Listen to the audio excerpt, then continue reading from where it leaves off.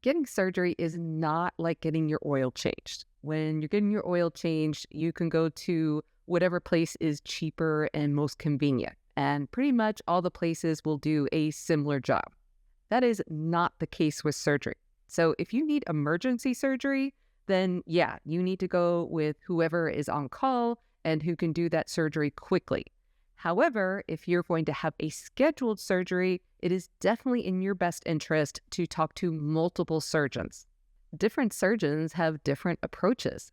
So many years ago, I had an umbilical hernia, so a hernia through my belly button. And I talked to the first surgeon, and he indicated that he was going to make a 3-inch incision above my belly button. And then I talked to a second surgeon who indicated that he could do the surgery in my belly button. So I chose the second surgeon, and you can't even tell I had surgery there. And in fact, during the surgery, they had to pull on the skin below my belly button a little bit, so I got like a teeny tiny tummy tuck as part of the procedure. So it definitely paid off to talk to multiple surgeons.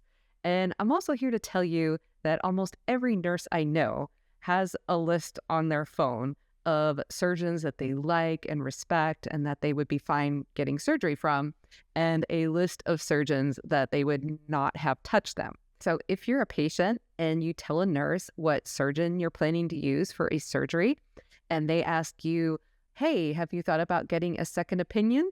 Then that should be a red flag, and you definitely should get a second opinion.